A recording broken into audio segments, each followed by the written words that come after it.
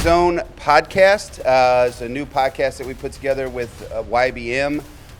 Been super excited. We've had two previous shows that you could check out on our YouTube page that we did with Top Velocity's owner Brent Porcio and then Josh Cathcart with Hitting Done Right. And today I have a friend I've played baseball against with this gentleman for a few years. I think we've competed for probably 10, 12 years. I think I've got a chance to play against or with you, maybe even longer. But I wanted to get him on the show because after his playing days, he played adult baseball, and then now you're involved with youth sports. So you have the Sports Locker that's in Southern Illinois, correct, or just over the bridge? Is that correct? Yep, just over there in Smithton, Illinois, just across from the bridge, yes. Just across there. And that's kind of relatively new. I wanted to get him on the show just to talk youth baseball. But the first thing I got for you, Mike, I think you just posted this just yesterday, I guess it was, or Father's Day. You had a chance to play baseball with your son. I know that you have done it before, I think the 4th of July tournament down in Valmeyer. But what was it like to be able to share the field, not only to continue to play, but then to play with your son on Father's Day? I mean, it's one of those bucket list things, man. Like last year he was there, but he wasn't on the roster. He was just kind of helping out and catching bullpens. That was the first time we've ever competed on the same team together. And I mean, I tell you what, it was goosebumps from the moment he got in there. About the 4th inning, I'm playing first and he's catching. It's just kind of one of those things where I wasn't prepared on what I was going to feel, and it's one of those things where I think now finally I can kind of hang it up. I think I finally reached that point now to where I think I've done everything I can possibly do, and yeah, I think that's about it. Now I'm just going to sit back and watch the boy child and the girl child do their thing. So, but it was a blast, man. It was a great Father's Day for me for sure. Yeah, heck yeah, I saw that, and man, and just as a knowing you for a long time and knowing your personality, your big character, I loved always competing against you, just the way that you played. And so, actually, in that moment, I'm not gonna lie, I don't know what you felt. I imagine you had this roller coaster of emotions. I actually shed a tear because knowing you and what the journey that you've gone through in general. I was like, man, that has got to be cool. And I kind of got choked up. I didn't cry, obviously, but it's not my kid. But Sure. I imagine when he worked that walk and that at bat, you had to have some sort of emotions going on there. Did you like, have bad allergies or what? Oh, it got to the point where I kind of went down the corner to make sure nobody could really see me too clearly. But yeah, I mean that whole thing. Like once he got up there, it was just goosebumps, and a little bit of tear, a little bit of moisture got into the corner of my eye a little bit, but it didn't really hit me until the game was over and we're riding in the car and just kind of looking over and then remembering all the times that he was there watching me, all the years that he was 4, 5, 6, 7 years old, just loving going to those games, just a little redheaded kid running around, flying around all over the place, and then you look over and it's a grown man. Like it's a young grown man over there, and he's playing the same game you are, and it's the feelings are not describable. It really isn't. And it was one of the best hour and a half moments I've ever had with him up to now. So it's tough. I mean, it was definitely tough watching it. And then the second at bat, he hits a line drive to right field, and he comes in and he's like, "Man, I should have hammered that ball." I'm like, "Then you need to chill out, man. You're 15 years old playing against a bunch of 30-year-olds." So, but no, it was fun, and I'm hoping we get to do it again. But if not, I'll definitely hang my hat on this one.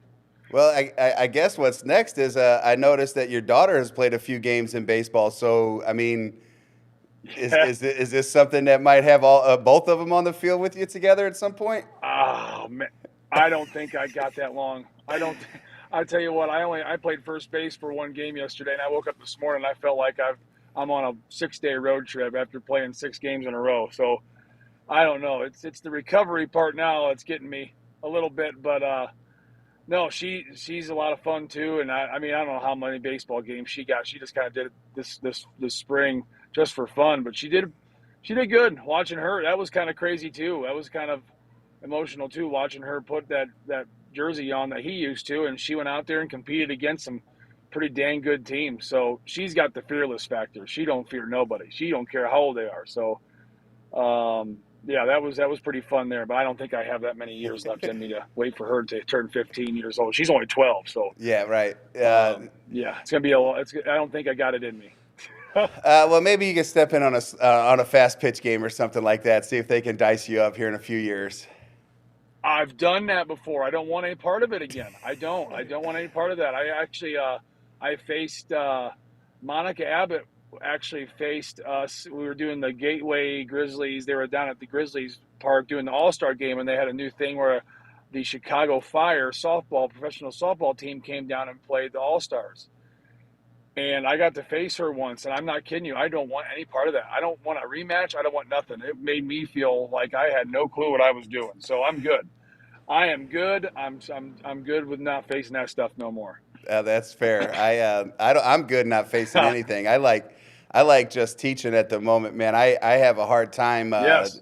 I still think about playing baseball. I still think about going down the 4th of July in Valmeyer. I know that we're fast approaching. Are you going to plan on playing in the 4th of July this year event? I am not able to. I was going to. I'm not able to. We'll be in Indianapolis starting on July 4th for about 5 days. So me and Bo will miss the entire thing. That's the first one I've missed as a player or a spectator since 2009.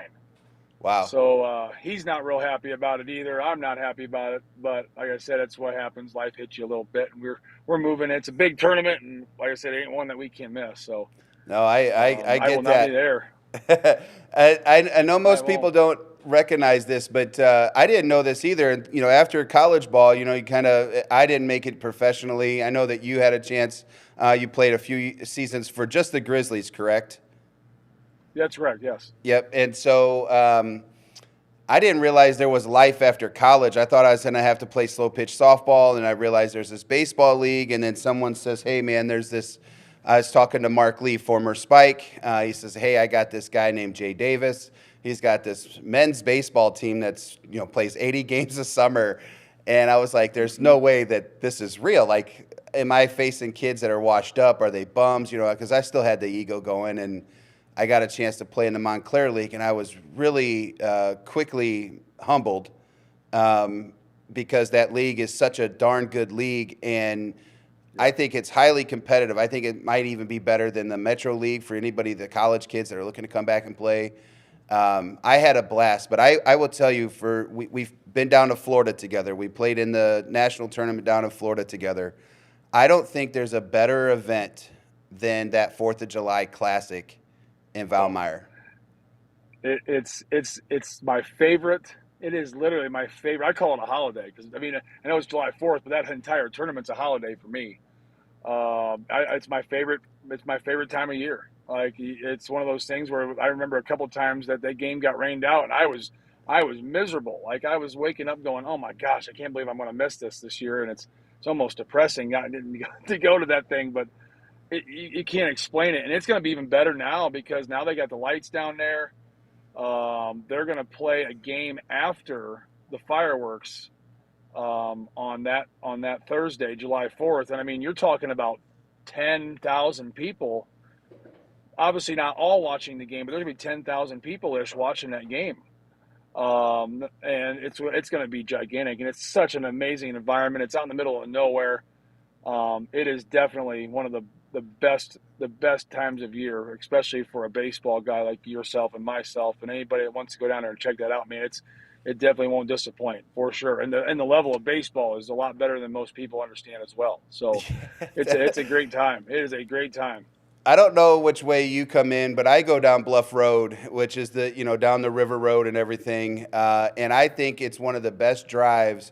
And if you have, a convertible or anything, it could be 100 degrees outside, but you're going to have that top down.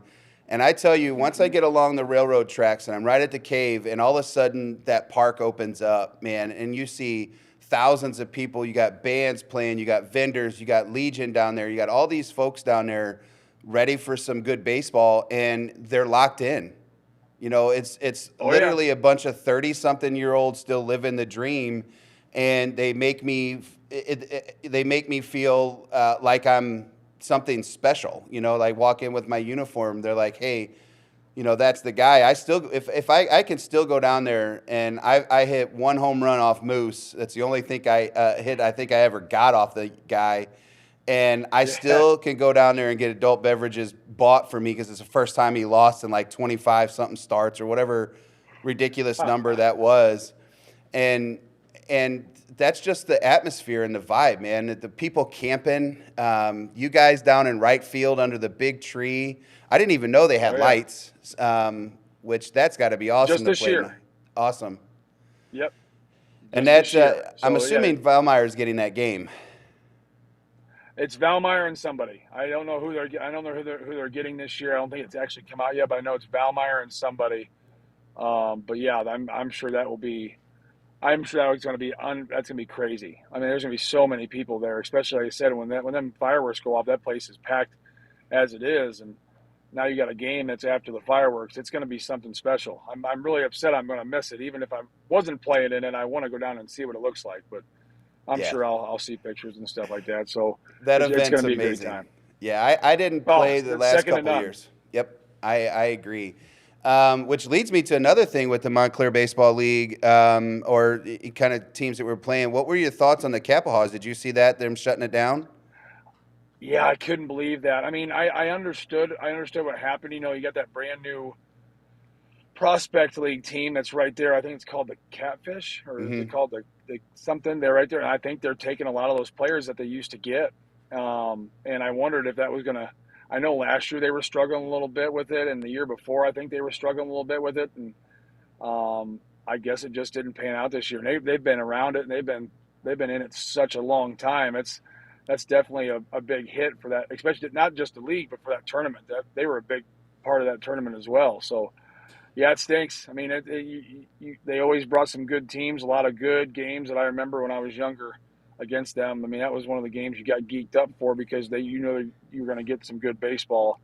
But I'm sure they're going to figure it. I'm sure that the league's going to figure it out. They'll try to find something, make it competitive again. And I hate seeing them guys go, but I mean that's part of it. Sometimes it just nothing you can control. So hopefully they figure it out.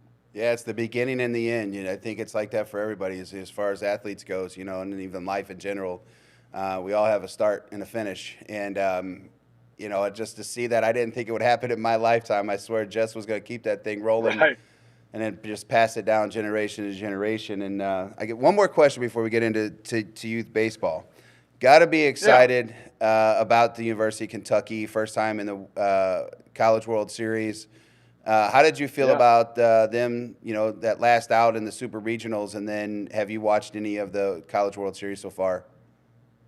Oh yeah, I've been watching them a little bit. I haven't got to see a whole lot of it because I mean we're playing with this high school level right now with him.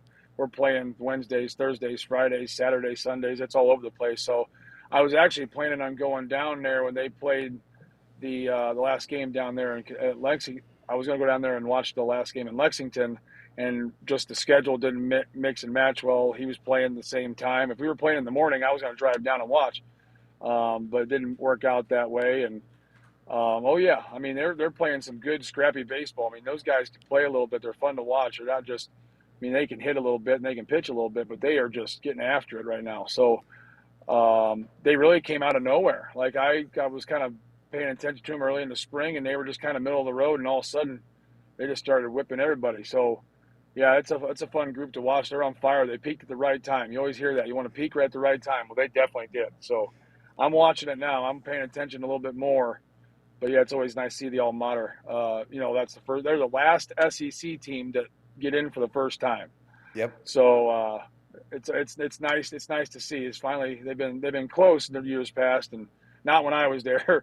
We were kind of in the middle of the road when I was there, but always getting to see that jersey and that logo on a national stage is great to see. Yeah, I feel like it's one of them classic logos, whether it's basketball or, it's from basketball, but that you and that K, just something about it, the royal blue with the white or whatever color blue you guys call that down there. But Yeah. I saw that, and I've been following that. I don't remember his first name. Last name's Lopez. He's got that nasty mustache he's got that's all curled up.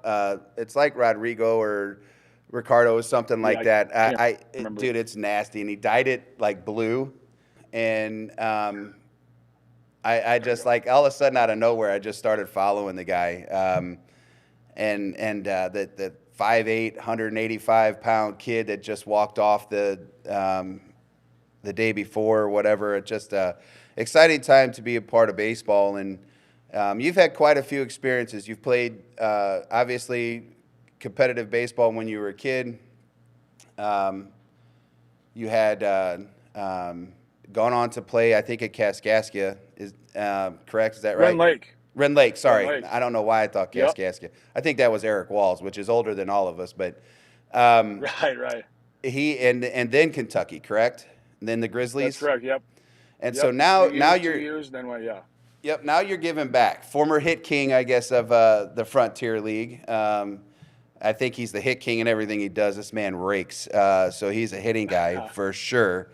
Yep. But youth sports, man, how long have you been, kind of digging into youth sports? I know that you've, in the last couple years, it seems like you've put a lot of time in, a lot more time, I should say.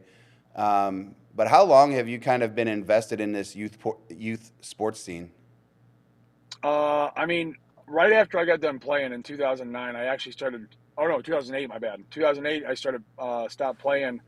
I actually got a chance to coach a fall. It was a fall high school team, and that was kind of what I started getting into it a little bit. And I was still doing lessons, and I was still doing all that stuff. But that's when I first started coaching high school kids. And then, I was done playing. I didn't play. I wasn't playing anymore other than the Montclair League in the summer here and there when I had a chance to do so. And yeah, I mean, it was one of those things where I really, I started coaching with the Frontier League for a while. And then once I was done with that, my son started playing. He, 8, 9, 10 years old, started doing that. But I was always doing lessons. I was always, you know, working with kids between the ages of 6 and 18, working on skills, working on, their swing. Their approach was the big thing when they got older, trying to figure out, what are we looking for? What specific types of spots in the game. And that was one of the biggest things that I taught the older kids was, the approach more than anything else. Because by the time they're playing varsity baseball or a college baseball, they're already good enough. They just got to figure out the mental part. But yeah, I mean, once I was doing lessons, and once I got done coaching, coaching my son and coaching a team that he was on for a couple of years, and then got I got bored and a little bit crazy, and I wanted to expand, and we got a building here in Smithton, and went ahead and was doing ages 8 through 14 2 years ago, and we're still rolling, and it's a lot of work, and it is definitely a lot of gritting your teeth and kind of getting through it and making sure everybody's trying to be happy because you ain't gonna make everyone happy, but you're just trying to make it as good for the kids as you possibly can. Give them a good experience on what youth sports is supposed to be like, and yeah, we're just getting through it. Will be our second full year of being 8 through 14. Next year we're planning on going 7 through 15. So we're rolling. It's a lot of work. It's definitely more than I anticipated, but I enjoy every minute of it. I get to work with all the kids, and I get them. Every time I show up to a game, they all love seeing me around, and it's a good feeling. Having a bunch of 8-year-olds start waving at you because they know who you are and they know that you're there to watch them. So it's a good deal, man. I love it. It's a lot of work, but I do love every second of it.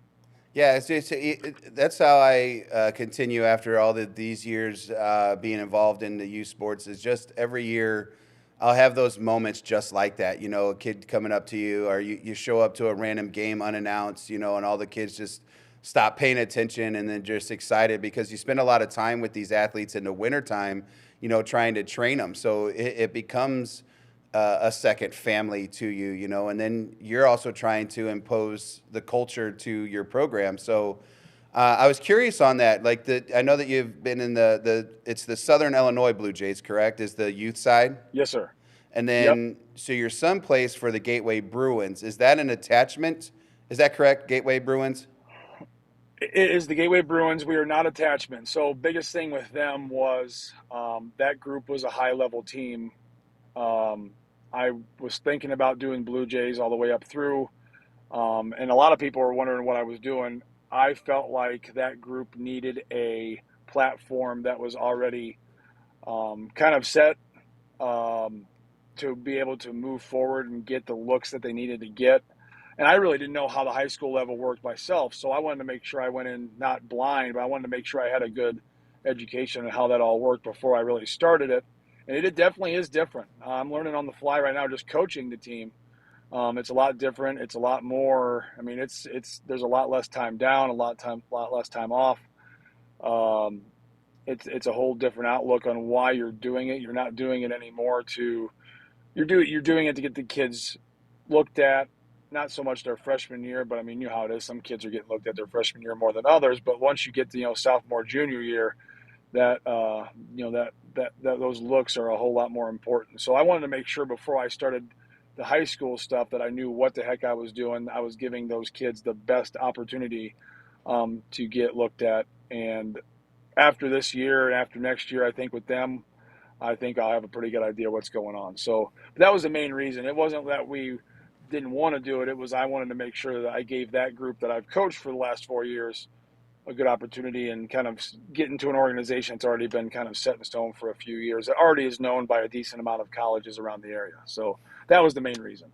Yeah, I think that's a big deal because you played professional baseball, you played D1 baseball, and there's always going to be egos that go with this. And so everybody, and I'm sure, thinks that they could just walk out there and just, here you go, I got a high school baseball team, we're going to be great, you're going to sell Yep. the world, and you fall short, and then you don't have nobody coming to you. And I did the same. I was on the softball side for the longest with my oldest daughter. And then I didn't jump right into baseball either. I wanted to learn how to adapt. And so I kind of had the youth side I started working on, and then obviously graduated into the high school programs because it becomes a lot different stress. We're trying to develop Oh kids yeah. at the youth level to make their middle school teams, to make their high school teams. And then once we get them there, now we're starting to talk about the big picture, which is the college recruiting process, which is very stressful. It's nerve wracking. It's humbling. I remember, 10 years old, all the best kids in the area still think they're D1 athletes. And, 14 years old, that game changes when everybody is 60 feet, 6 inches and maturity changes.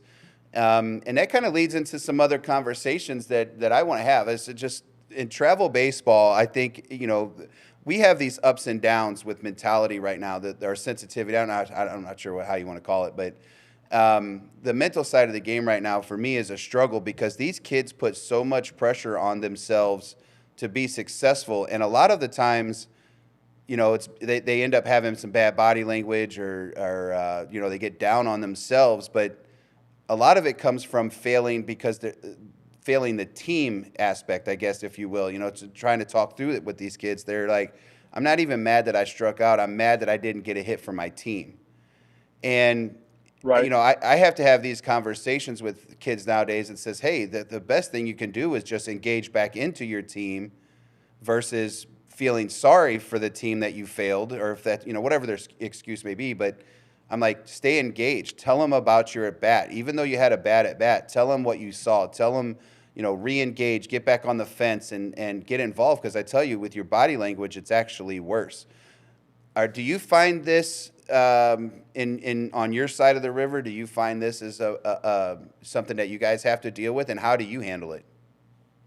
Oh yeah, big time. I mean, that's the biggest thing with kids is they're not trying to let anybody down. That's the one thing where even even when my son was younger, I was a little more intense when he was little, and then as he got older and older, I kind of laid back a little bit because I know he wasn't trying to let anybody down. When he was struggling, he was trying his hardest, trying to please everybody, and that's one of the biggest things is those kids want to please you. They want to please the coach. They want to please their grandparents. They want to please their parents. They want to please everyone.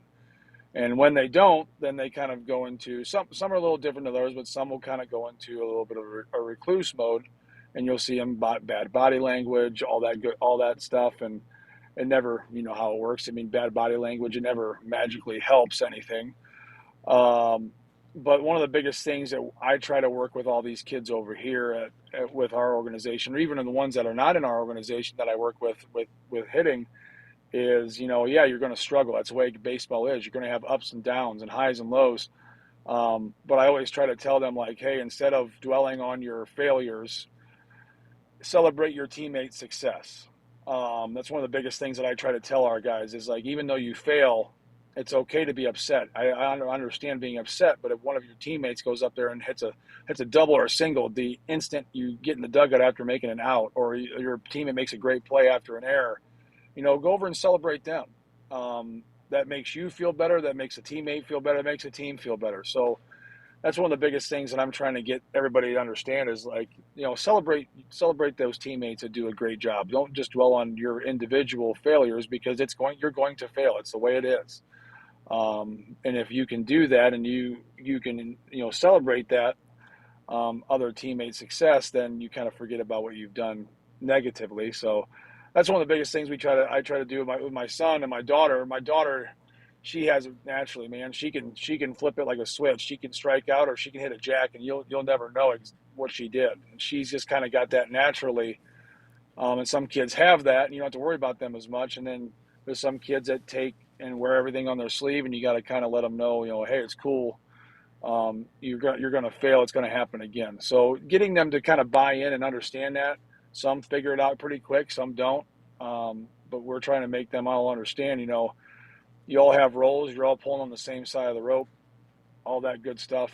And yeah, we're just trying to get them mentally to kind of relax when they get to go up there. Because if you're relaxed, you're gonna have a whole lot better chance of succeeding. But if you're going up there worrying about, failing someone or something, or failing the world, it's a lot of pressure. And there's it's a lot of pressure nowadays, because all these kids, there are a lot of the kids that do this year round. So they have to really worry about it all year round, and it's their only thing they get to do. And I love pushing multi-sport kids, but I mean, you got a baseball player that goes in there, gets to play baseball for a while, then he switches over to basketball, then he gets a whole another set of feelings and emotions and skills and stuff like that. So I think that plays into it a little bit, where kids are getting a little more singular with sports nowadays as well, which now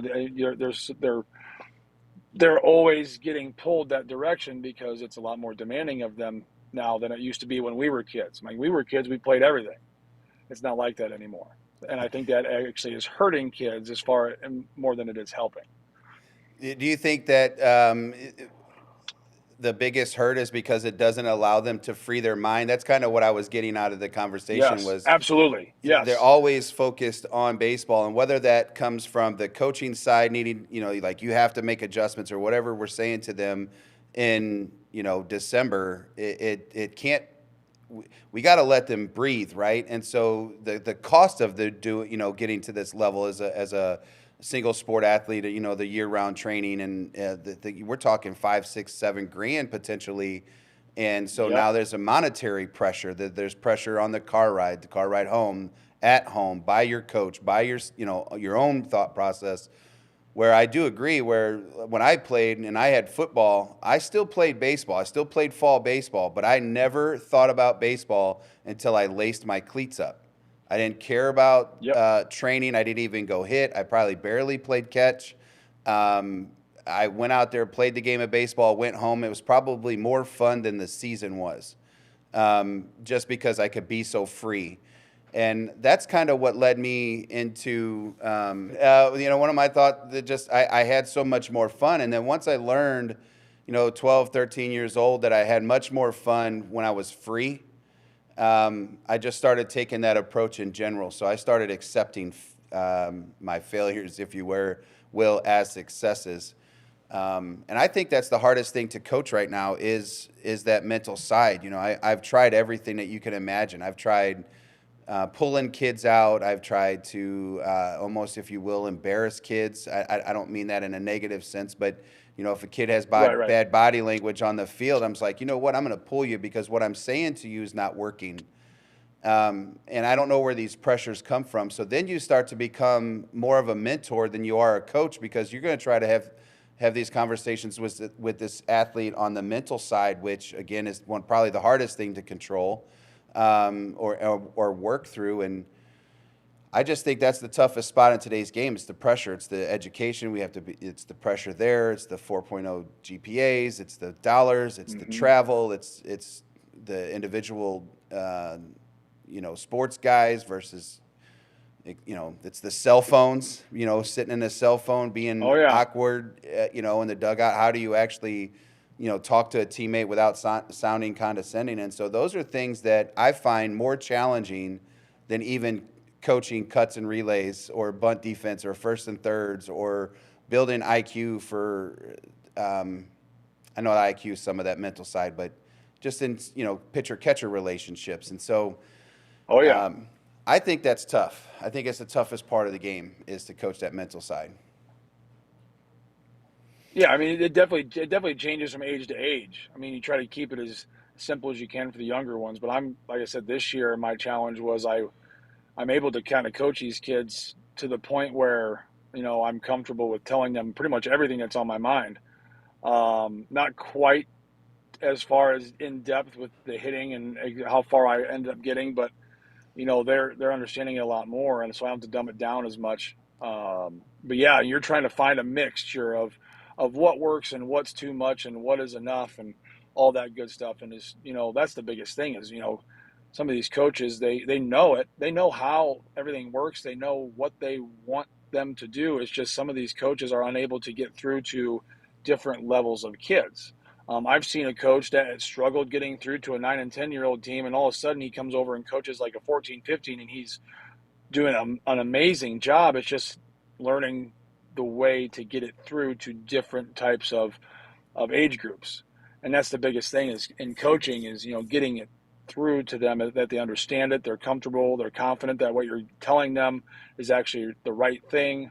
And that's the hardest thing as far as coaching that I've noticed is those coaches, they put so much time in, they put so much effort in, they're doing all sorts of these things, and they just got to learn kind of on the fly on, okay, I went from coaching 23, 24, 25-year-old kids to 7-year-olds. You talk about a complete flip-flop. Okay, I got to figure out how to do this and not sounding like I started talking the first practice, and I remember everybody looking at me like I was nuts. So it's one of those things where you look at the kids, you're like, they are not understanding a word I'm saying, and you just got to figure out how to get through to each individual. I mean, and kids are different too. I mean, some kids you can be a little bit, a little more harsh with, and they'll figure it out, and some will shut down. And that's part of coaching is, figuring out who you can talk to, how you can talk to them, how they learn, how they don't learn, how they respond negatively, positively.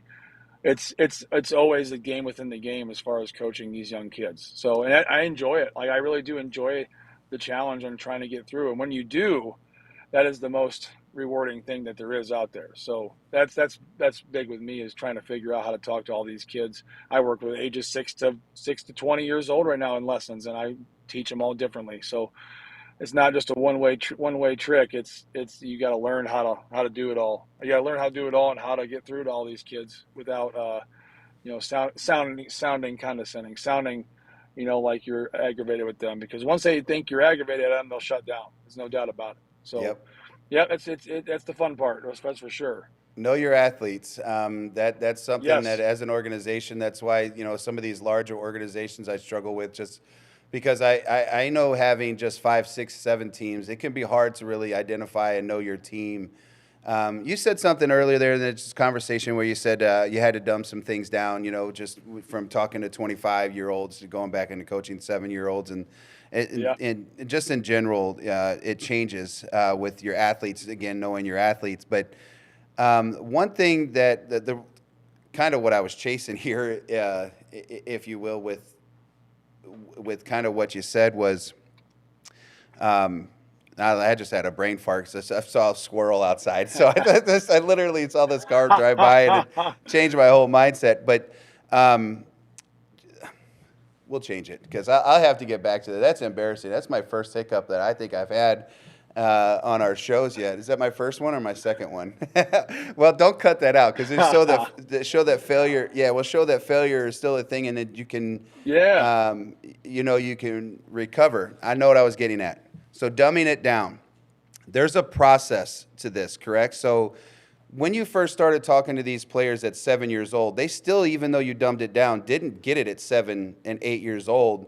Those kids are now 14 and 15. It's taken several years of having those Yes. conversations before they actually get it, which is that something that you can agree to? It's like, hey, you can't just say it once. You have to continue having those conversations.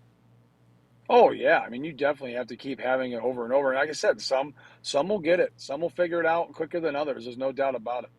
But yeah, it's definitely a process. I mean, I had the same kids or the same core of kids for almost 4 or 5 years, and every year um, we would move on to different levels of the game, and some would it would take all year long before they would figure it out, and some would pick it up the first time you said it.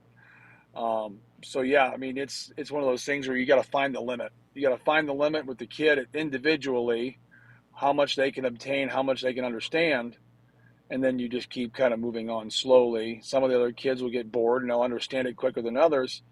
Then those you kind of just tell them like, hey, let's go ahead and fine tune everything you already know. That way, when we can move on, this becomes a whole lot more smoother, not just for you, but for the team itself. So, yeah, my biggest goal was to make sure when these kids got to high school that when the coach started saying something, they already knew what the heck was going on. That was the biggest thing I always told them for the years and years and years was by the time you get done with me and you go to high school, I want you guys to already know everything you're going to be told. That way you can move faster than everybody else.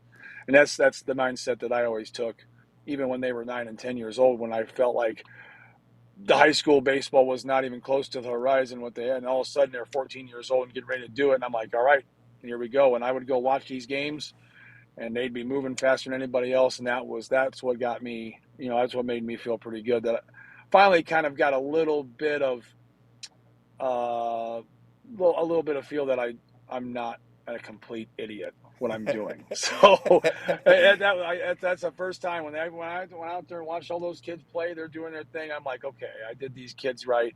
I got them ready to go. They know what they're doing, and I kind of felt instant feedback from that. So, but yeah, that's pretty much what I was looking forward to all spring was watching those kids play. Yeah, it's crazy because when you think about certain practices, and I have this all the time. I always try to reflect on what kind of impact did I have at every single practice or every single contact that I had with an athlete. Like, what kind of impact will I have? And it doesn't need to be some great impact. I need to make some sort of impact. I'll get done with a practice and I go, man, that felt like it was a bad practice. It was slow. I usually like the chaos of a game because the chaos of the game is not normal, right? And I like to create chaos so that when that one situation happens, we'll be prepared. And Yeah. the game is kind of boring unless you're in it and you're involved in it between the ears. I think the game can be boring to some people. And I'll have practices where I'll have that boring practice and I'll just be like, man, I wonder if I'll get done. I'll call my assistant coach. I said, what'd you think? And he's like, I thought it was a good practice. I was like, I didn't like it. And he's like, why? We'll go through that process and believe it or not, 2 games later or 2 days later when we play a game, we'll have that particular situation happen. We'll execute our bunt defense. We'll execute all those things and just knock it out. And so I agree with you there. Is just trying to make sure that they're prepared for that high school level, and when they get there, they understand jargon. So it's not just drills and skills; it's jargon that you might hear from your high school coaches. But it's such a high school practice or tryouts, for example, can be boring because you'll have stations. Guys only throw 10 pitches. You're going to have to wait in line. So what do you do for 20 minutes? What kind of athlete are you? Just going to hang out in the back of the line? I try to tell them, hey, be on the forefront of that coach's mind and stay there. Don't lose it. And then everything that you do, when you make a mistake out on the field, recover, flush it, go out, make the next play, have as much fun as you can. And I would tell you, like, I get the same way because we we do GAC games of the week. The GAC's over here in St. Charles County. Probably, I don't know. It's not hands down because there's obviously some good schools over in Kansas City, and I'm sure Edwardsville and that over there on your side of the river. It's got some teams, but man, I love this conference, and I coach a lot of these Yep. kids.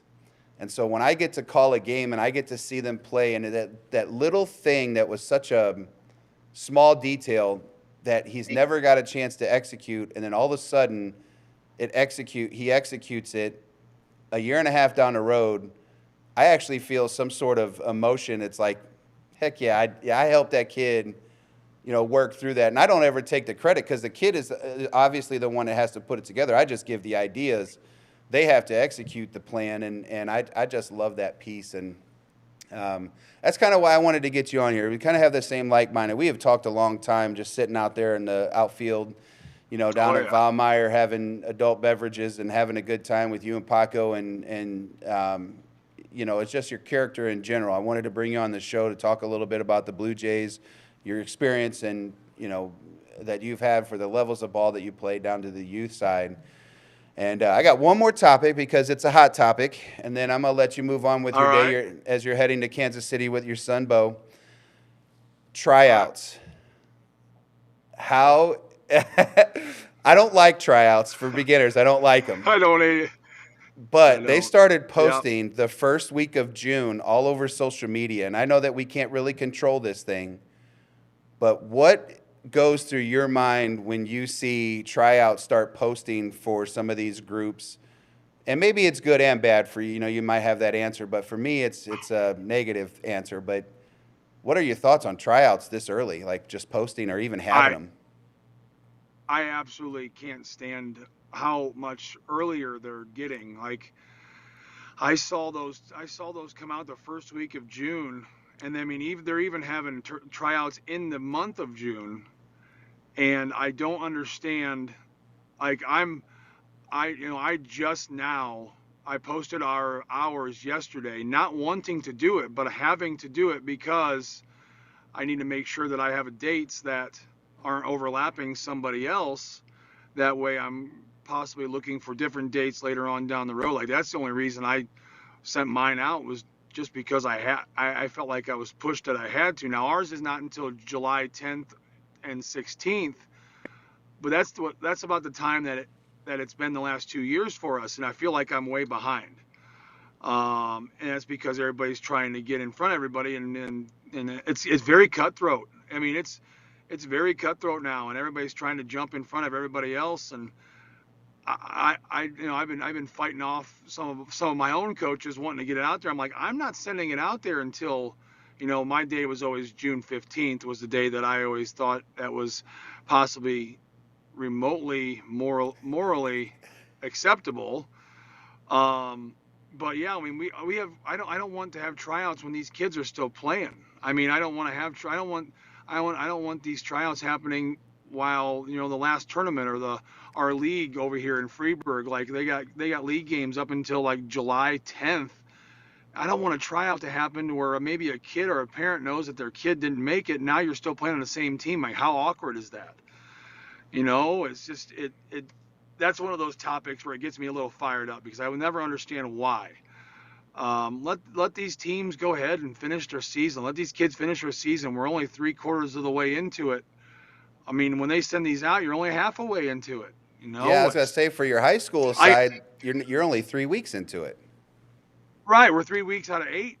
And I feel like the high school level can kind of deal with it a little better, but than these young kids. But I mean, you're talking about a 9-year-old kid. I mean, I saw it a couple years ago, to where they played and we had our tryouts. We had our tryouts on like the 16th of July, but then there's a game that happens over at GCS on July 22nd. Well, there was 3 kids that showed up to this game, 9 years old, knowing they didn't make the team, but they're still playing on the team that they didn't make for next year. I mean, how do you feel like? I think about the kid's psyche there. Like even at 42, it'd feel weird. So I just don't like it. I don't like how it's everybody's trying to grab a hold of as many players as they can, grab a hold of as many good players as they can. and it just keeps getting earlier and earlier. I can't stand it. I really cannot stand it. I can go in a soapbox real quick on this, and I can keep going and going, but I'm gonna go ahead and just let you know that I can't stand it. I think it's a terrible negative thing for these kids and these youth players for sure, and these parents. I mean, some of these parents, I mean, they're worried about where their kid's gonna go. They almost turn into a stinking agent. So yeah, I really can't stand I can't stand where it's going. I can't stand the direction it's going and how much earlier it's getting every year. Yeah, it's one of the things that I liked coming in here and working with YBM and Brian was he always tries to come up with solutions, and I always feel like this is one of those things where it's hard to find a solution because there's not a governing body of this, and you think about Right. things like hockey and soccer, they have this, and they're big sports, right? Hockey in St. Louis is big, and hockey, or obviously soccer's massive. There are set dates, like there is this control over dates, and for baseball, it's a free for all, and I don't know if it starts at the club, if it starts at the tournament director, if it starts with, obviously I think it starts with an adult, but it's very difficult because I look at the same things. I got kids on my team already asking me if I still want them on my team. Well, what am I Oh my supposed to gosh. say? You know what I mean? I'm like, hey, Right. I don't like having tryouts. I don't like cuts. I don't like calling kids and telling them that they weren't good enough to make my group. I'm trying not to have cuts. I'd like to keep my team together. Not everybody accepts the playing time that they have, and they can go on and make a choice. That's what they're doing. I think for the most part, we're all chasing the same athletes. All of the elite players are going to certain spots so that they already know where they're going. So Right. realistically, we're chasing all the double A kids, and it's just trying to make our Yeah. double A a little bit better. And I'm not taking anything away from the double A skill level because double A is essentially what's going to be your freshman JV, need to grow a little bit, and they get lucky to play their junior, senior year on the varsity level. Those elite kids are Right. freshmen, sophomores making varsity baseball. And that's few and far between, and well, maybe not few and far between. There's kids throwing 96 that are 16 years old out in this direction, and Crazy. it's bonkers, right? But the tryout thing, when I first saw the first one, I think it was like June 3rd or whatever, and I was like, you got to be kidding me. Right. What tone are you setting your athletes? And then it's like, if you're preaching development through this process too, it's like on June 3rd, why are you chasing all these athletes if you're this great development group? And I just was like, man, all of these things pop in my head, and I'm like, we're doing a disservice. But I don't think we'll ever have a governing body because there's 8 different tournament directors, and I'm not picking on tournament directors Right. by no means. No, Um, I mean, yeah. it's just who sets the tone. And I think it should start with I keep going back to the organization should set the tone, but there's always going to be the individual small independent groups like myself, um, Yep. that how do we control that too? Because I'm not under an organization. I don't have 30 teams like that. I have 5 or 6 or 7, and we all agree it's much easier to manage. But what about the team that has 2 or 3?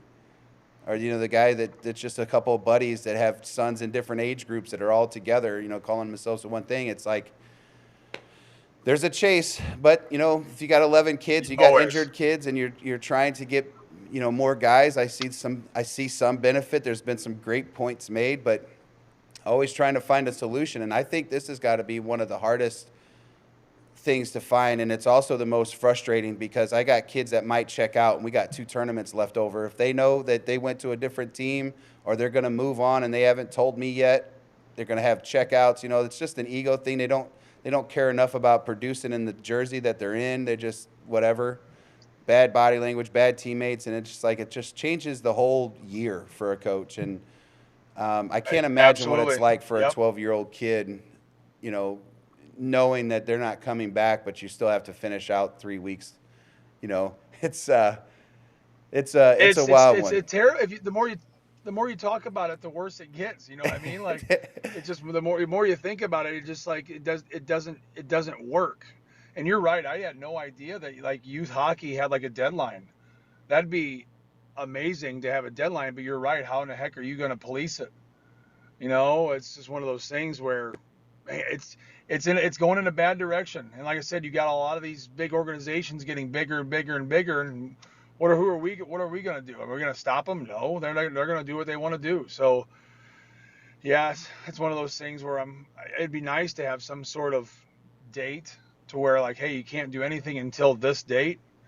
I don't think it'd be as an action. I don't think it'd be difficult, but you're not going to get anybody to do that. You're not going to get these organizations that have 20, 30 teams are going to do what they want to do because they can.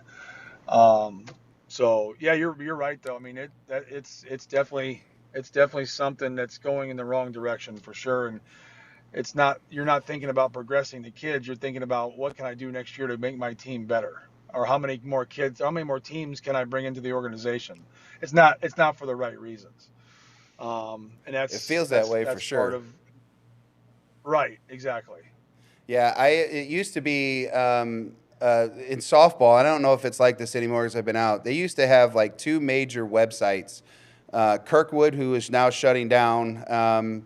That's sad because my daughter played a lot of games over there, and I even did as a youngster. But there was these forums that you could post tryouts on. Well, there's only two of them, like either Chesterfield or down there at Kirkwood, and that's where you could post all your information. Well, the moderators could control all of that. So if you tried to post before a certain date, they can delete your post, and you can't really do that with Facebook because there's so many postings. How can moderators, unless you have a team full of them, just say, hey, if you're trying to post on this date, your post will be deleted. I think that's a great start, but it's going to be hard to manage. So, but Mike, I thank you for jumping on the show with me today. It's always good to see your face. I loved playing against you for a long time. It was a blast to play with you.